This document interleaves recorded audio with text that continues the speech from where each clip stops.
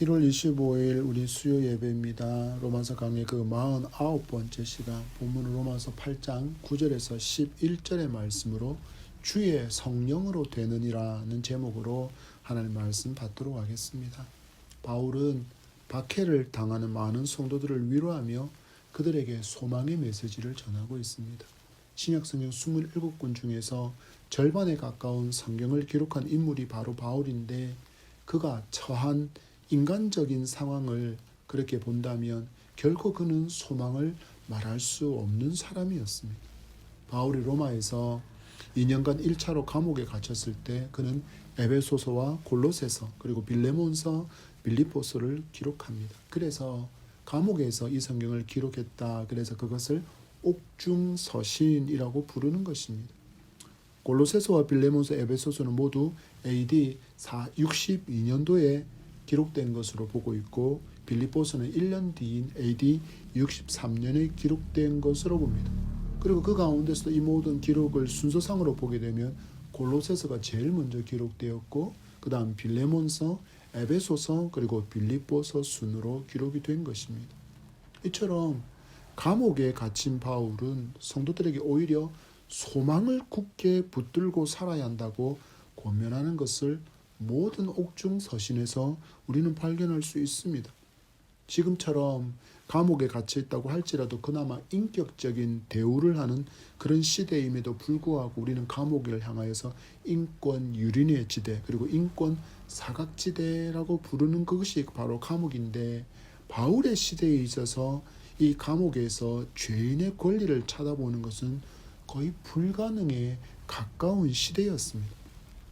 바울이 성경에서 감옥에 갇히기 전의 장면들을 보면 일단 바울로 인해서 큰 종교적인 소동이 일어납니다. 그러면 로마의 장군들이, 백부장들이 그렇게 군사들을 거느리고 와서는 그 소동의 중심을 이루고 있는 그 중심 인물을 체포해 갑니다. 그리고는 무엇을 합니까? 이유도 묻지 않습니다. 무조건 때리고 채찍질하고 봅니다. 바울이야 로마 시민권을 가진 사람이었기에 나중에라도 로마 시민권자가 왜 이렇게 부당함을 당하느냐라고 항변이라도 할 수 있었지만, 보통 사람들에게는 다른 나라 얘기였을 뿐입니다. 이처럼 감옥에 갇힌 바울이 성도들에게 소망을 전한다는 것은 우리에게 많은 도전을 주는 것입니다. 대한민국뿐 아니라 전 세계가 정말 심각한 경제적인 타격과 어려움을 겪고 있습니다. 연료 수급과 원자재 값의 상승으로 모든 물품의 가격이 천정부지로 뛰어 있습니다. 얼마 전에 언론을 보니까 도시가스 공급 가격의 상승으로 인해서 난방비 폭탄을 맞은 아파트의 뉴스를 볼 수 있었습니다. 2022년 11월 달에는 27,000원 정도 나왔던 요금이 그 다음 달에는 13만 원이 나오고, 그리고 1월 달 영수증에는 무려 50만 원이 넘는 도시가스 청구서를 본 후에 그들은 보일러를 끄고 두꺼운 폐등을 겹겹이 껴입고 겨울을 나는 세대가 증가하고 있다는 소식이었습니다. 살기가 너무나도 팍팍해진 시대, 경제적인 어려움으로 또 오늘의 추위를 어떻게 견디나 하고 염려하는 소망을 내는 시대가 바로 지금이라고 할 수 있습니다. 여기에 더해서 인플레이션의 위기 관련 소식도 끊이지 않고 있고, 성도는 이 어려운 시대를 살고 있습니다. 잠시 질문 드립니다. 삶의 어려움으로 인해서 여러분의 소망이, 믿음 안에서의 소망이 흔들리고 있지는 않습니까? 바울이었다면 이 시대의 상황에서, 이 시대의 상황으로 인해서 과연 그의 소망이, 그가 보여준 소망이 흔들렸을까요? 감옥에 갇혀서도 오히려 자유의 몸으로 살고 있는 성도들에게 소망의 위로를 전했던 바울이라는 것을 생각해 본다면 바울의 소망은 흔들리지 않았습니다. 이방 우리는 주신 로마서의 말씀을 받으며 바울이 가졌던 이 소망의 비밀을 발견하고, 여러분도 기독교의 참 소망으로 무장되어서 세상의 어떤 것으로도 흔들리지 않는 소망의 일체의 비결을 배우는 그런 복된 시간이 되기를 축복합니다. 바울은 8장을 시작하면서 성도는 정죄에서 자유를 얻은 소망의 존재라고 알려주었습니다.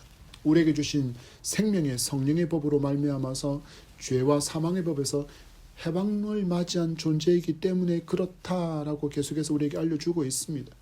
이 죄와 사망의 법에서 우리를 해방시켜 주시기 위해서 참 자유를 주시려고 예수님께서 인간으로 오셨습니다. 그리고 하나님의 어린 양으로 십자가에서 대속의 은총을 베풀어 주셨습니다. 이 주님께서 우리에게 이런 선언을 하십니다. 요한복음 14장 27절 말씀에 평안을 너희에게 끼치노니 곧 나의 평안을 너희에게 주노라. 내가 너희에게 주는 것은 세상이 주는 것과 같지 아니하니라. 너희는 마음에 근심하지도 말고 두려워하지도 말라. 아멘.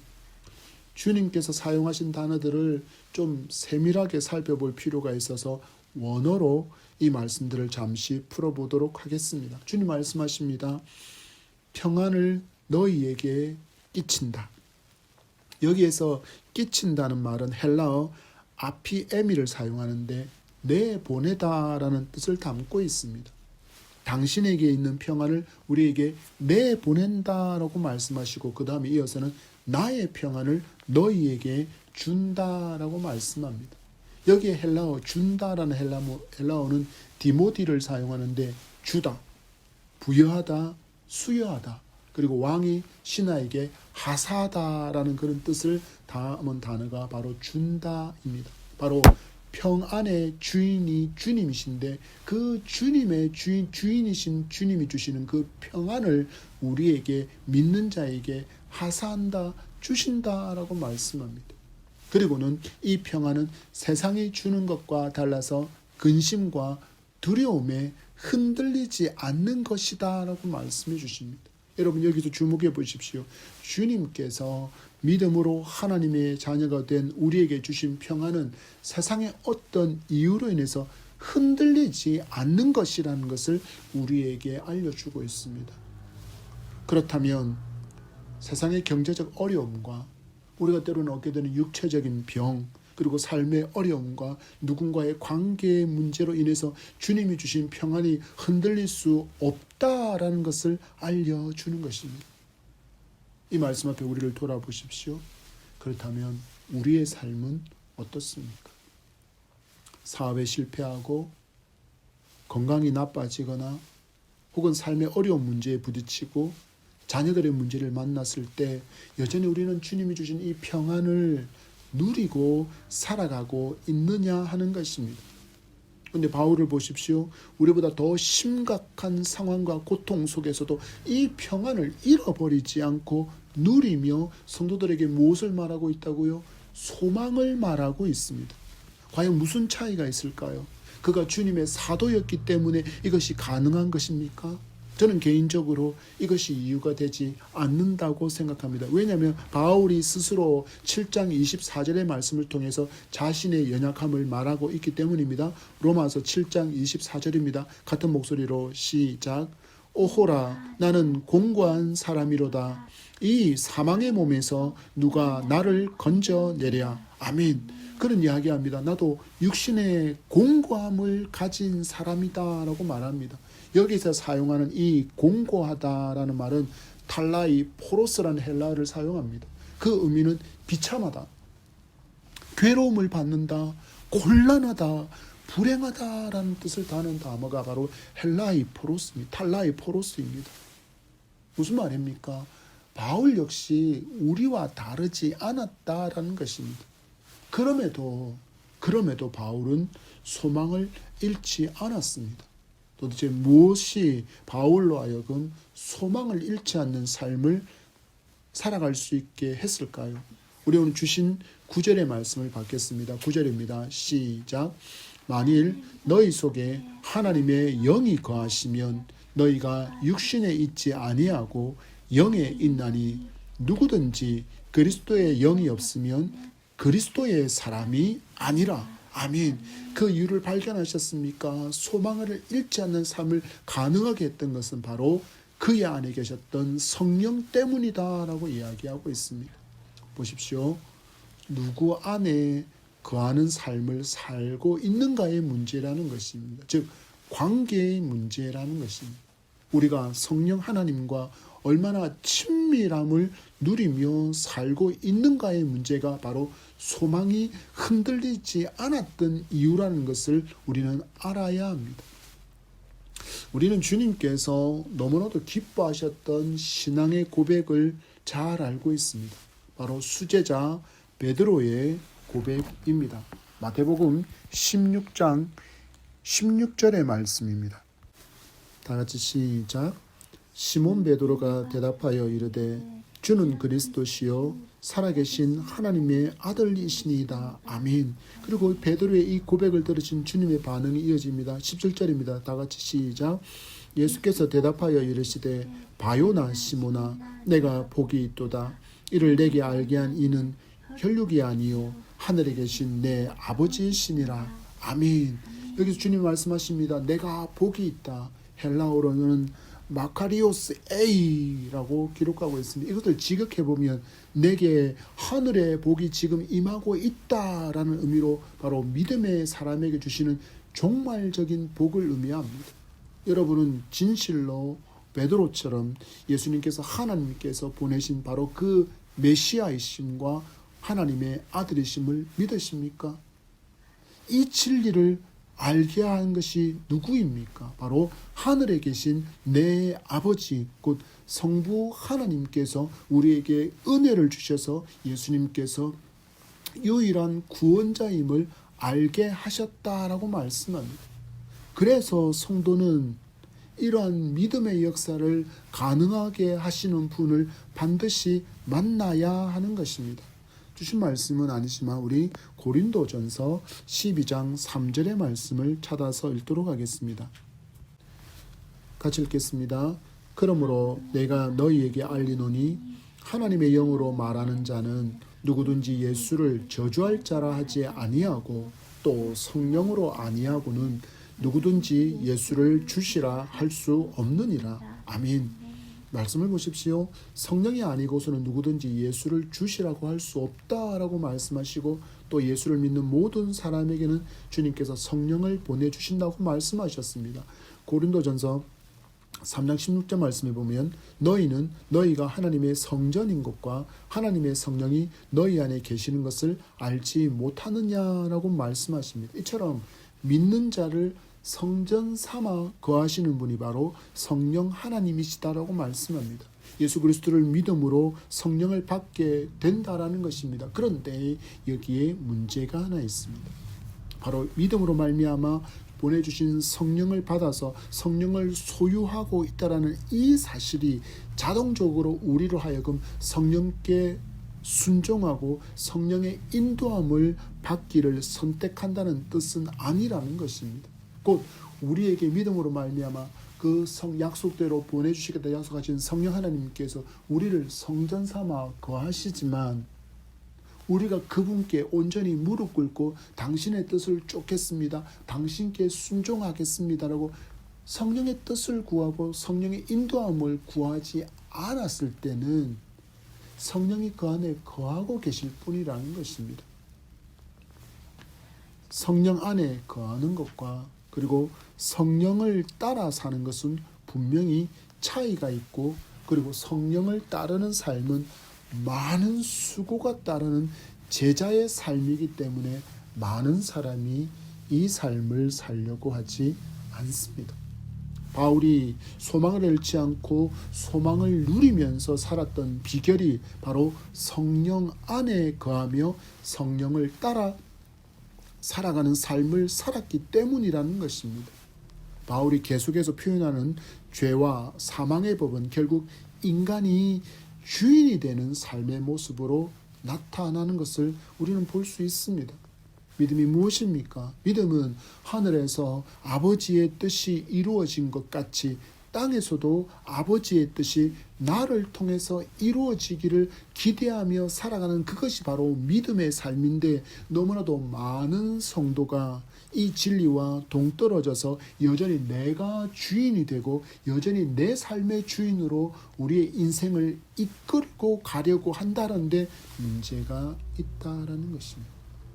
예수 믿기 전에는 이렇게 살아서도 됩니다. 그러나 이제는 안 됩니다. 왜냐하면 나는 그리스도와 함께 십자가에 못 박혀 죽었기 때문입니다.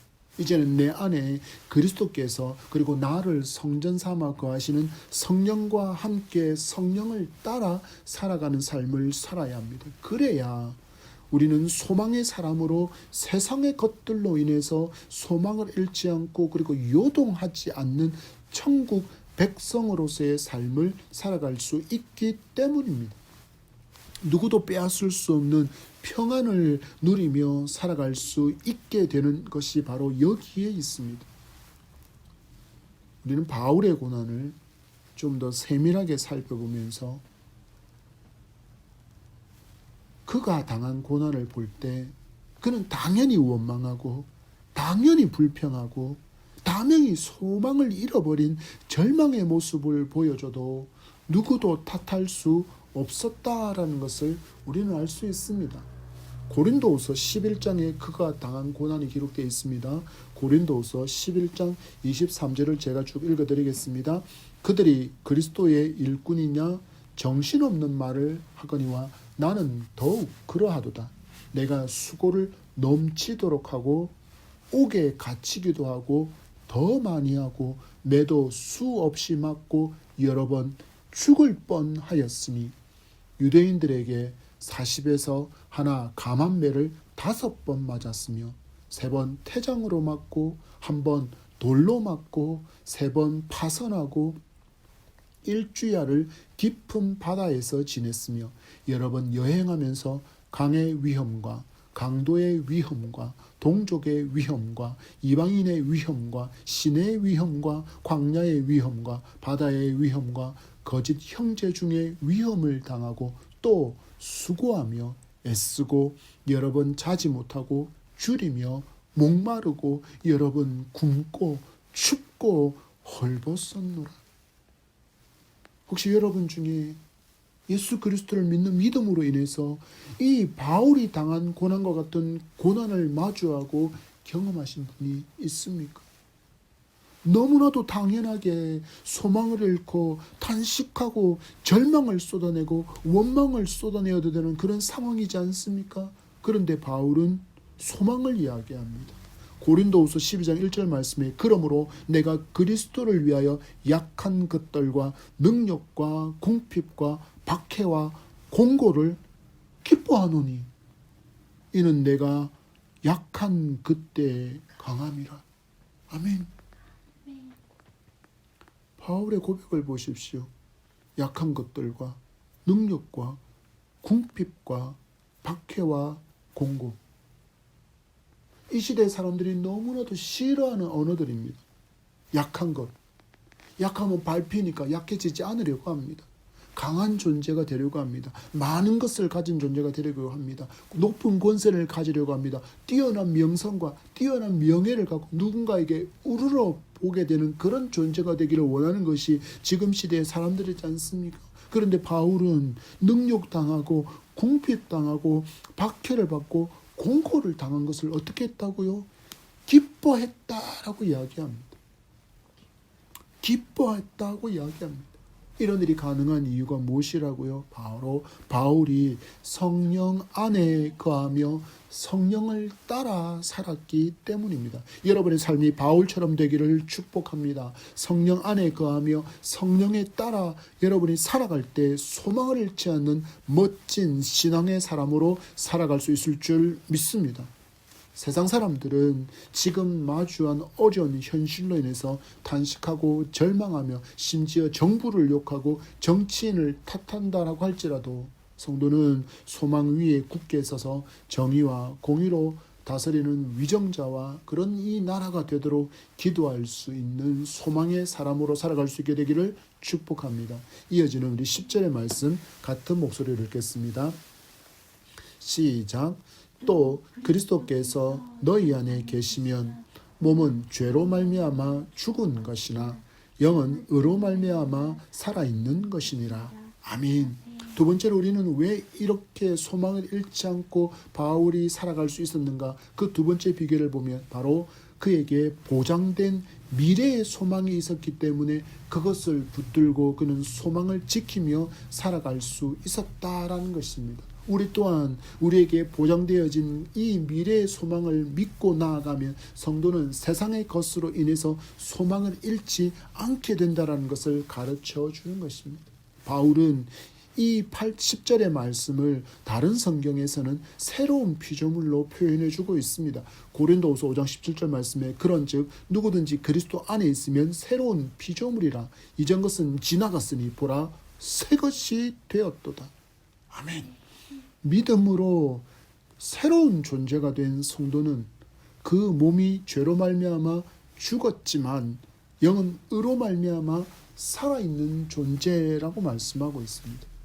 믿음으로 이제 성도는 이 땅에서부터 바로 영생을 소유한 존재로 살아간다라는 것을 알려주는 것입니다. 우리는 영생의 존재, 예수 그리스도를 믿는 그 순간에 우리에게 영생이 허락되어진 천국에 가서 누릴 영생이 아니라 바로 우리는 이 땅에서부터 바로 영생하는 삶을 살아가는 그런 존재가 된다라고 가르쳐 주는 것입니다. 믿음으로 이제 성도는 이 땅에서부터 영생을 소유한 존재로 살아간다는 것을 우리는 알아야 합니다. 바울이 끝까지 시련과 고통 가운데서 믿음과 소망을 굳게 붙들고 살아갈 수 있었던 이유를 그의 노년이 되어서 죽음을 앞둔 시점에 기록한 디모데후서에서는 이렇게 고백을 합니다. 우리 디모데후서 4장 7절과 8절 같이 읽겠습니다. 시작. 나는 선한 싸움을 싸우고 나의 달려갈 길을 마치고 믿음을 지켰으니 이제 후로는 나를 위하여 의의 면류관이 예비되었으므로 주 곧 의로우신 재판장이 그 날에 내게 주실 것이며 내게만 아니라 주의 나타나심을 사모하는 모든 자에게도니라. 아멘.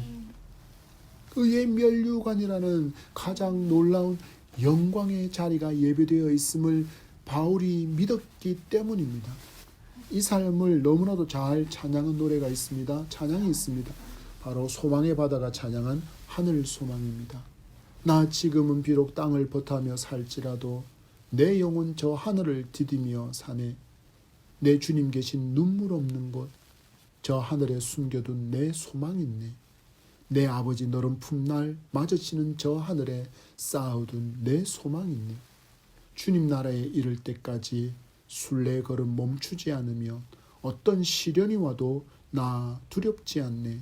주와 함께 걷는 이 길에 하나님께서 맞아주실 그 소망이 있기에 비록 땅에서 살게 되지만 영원한 낙원을 디디며 사는 것처럼 소망의 인생을 살 수 있고 내 모든 눈물을 닦아주실 그 날이 있음을 믿기에 주님 나와 함께 동행해 주고 있음을 믿기에 하늘 소망을 품고 오늘 이 땅에서의 사명의 길을 간다는 찬양의 이 가사가 바로 여러분의 신앙의 고백이 되기를 축복합니다.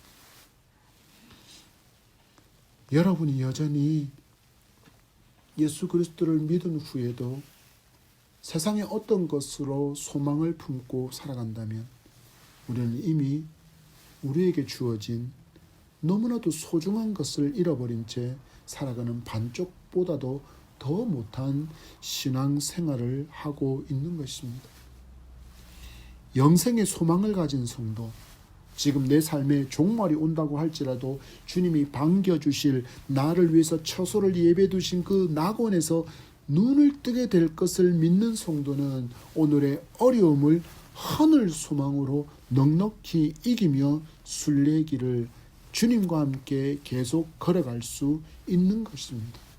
우리의 소망, 우리의 기쁨은 세상의 어떤 것으로 인해서 잃어버리거나 또한 취소되는 일이 전혀 없는 주님께서 친히 우리에게 주신 것임을 믿으시기 바랍니다.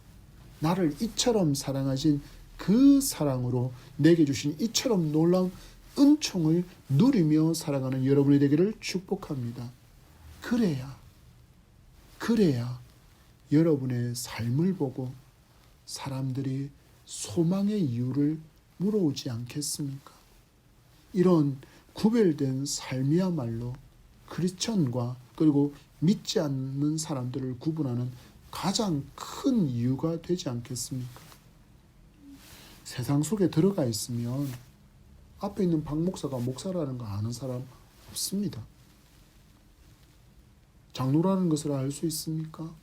권사, 집사, 성도라는 것을 알 수 있습니까? 모릅니다. 그러나 우리의 삶을 목격하는 사람에게는 우리가 이 구별되어진 삶을 보여주어야 합니다.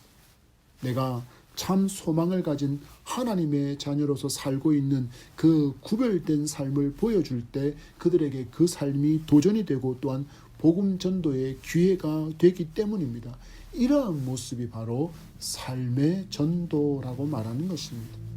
입술로 우리가 복음을 외치는 것도 너무나도 중요합니다. 우리의 입술로 전하는 전도도 너무나도 중요합니다. 그러나 우리의 삶이 그 입술에 따라가지 못한다면 결국 그것은 빛 좋은 개살구밖에 되지 않는 것입니다. 하나님께 들은 말씀과 그리고 말씀에 순종하는 소망의 삶이 함께하는 바로 예담향의 성도가 되시기를 축복합니다. 마지막 말씀입니다. 11절입니다. 다 같이 시작. 예수를 죽은 자 가운데서 살리신 이의 영이 너희 안에 거하시면 그리스도 예수를 죽은 자 가운데서 살리신 이가 너희 안에 거하시는 그의 영으로 말미암아 너희 죽을 몸도 살리시리라. 아멘. 바울이 그 어려운 가운데서도 당연히 소망을 잃어버릴 수밖에 없는 그 상황 속에서도 소망을 붙들고 살 수 있었던 그 세 번째 비결은 바로 그에게 부활의 소망이 있었기 때문입니다. 부활은 기독교의 핵심입니다. 우리의 인생이 육신의 죽음으로 끝난다면 크리스찬보다 미련한 인생은 없다라고 말씀합니다.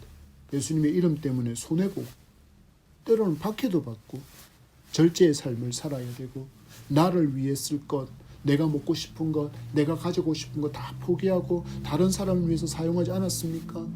이 삶에 대해서 바울은 이렇게 이야기합니다. 고린도전서 15장 19절 말씀에 만일 그리스도 안에서 우리가 바라는 것이 다만 이 세상의 삶뿐이면 모든 사람 가운데 우리가 더욱 불쌍한 자이리라. 부활이 없다면 세상 어떤 사람들보다 우리가 더욱 불쌍한 사람이라고 바울은 이야기합니다. 그러나 주님께서 부활하신 것처럼 성도 또한 부활합니다. 아멘. 우리에게는 부활의 소망이 있음을 굳게 믿으시기 바랍니다. 그의 사랑하는 오라비 나사로가 죽은 후에 그 후에야 찾아오신 주님을 맞이한 여동생들의 반응을 살펴보겠습니다. 요한복음 11장 21절입니다. 마르다가 예수께 여짜오되 주께서 여기 계셨더라면 내 오라버니가 죽지 아니하였겠나이다. 아멘. 이 반응을 보고 주님이 이렇게 선포하십니다. 23절, 25절, 26절의 말씀을 제가 읽습니다.